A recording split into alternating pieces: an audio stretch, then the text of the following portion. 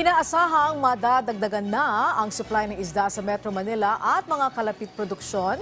Ito ay dahil sa pagpapalakas ng aquaculture sa Laguna Lake na makakatulong din para mabawasan ang ating pag-aangkat.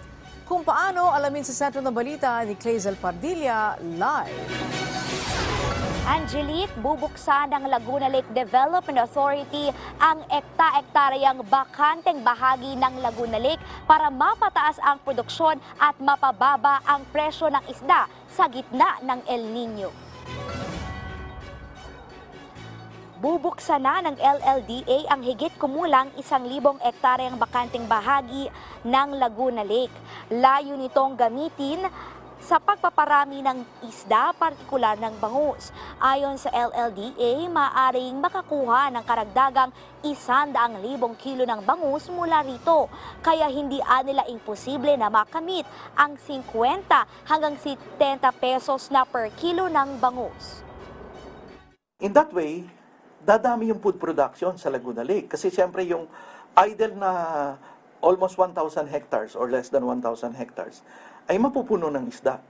So makakatulong to sa food production natin at saka yung sinasabing hope na maging 50 to 70 pesos per kilo, maybe achievable yan.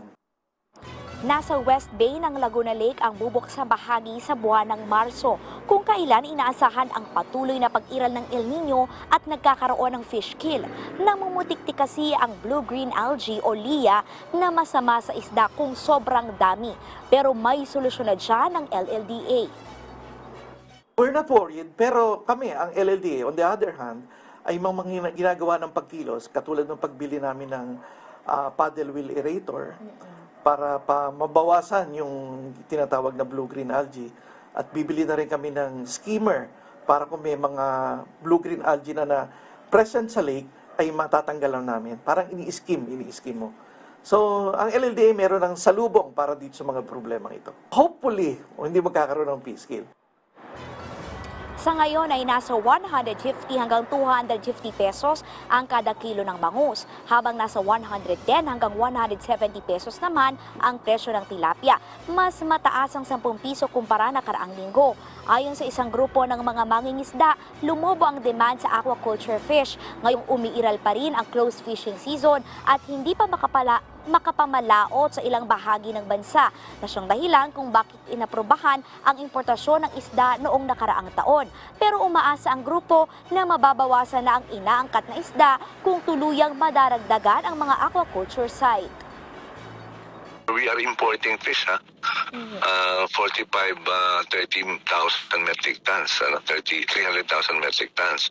So if we can only utilize additional areas in available production areas such as Laguna Lake, this will have the effect of course increasing supply and having a fish that is relatively reasonable yung price. Una nang sinabi ng Department of Agriculture na layo ng ahensya na gawing major food source ang Laguna Lake. Samantala, sa harap ng ulat na mahigit 75 pesos na bigas sa Bicol Region, siniguro ng DA na mahigpit na minomonitor ang presyo ng bigas. Tiniyak din ng ahensya na puspusan ang pagtutok sa produksyon ng palay para maparami ang supply. Yan na muna ang latest. Balik sa iyo, Angelique.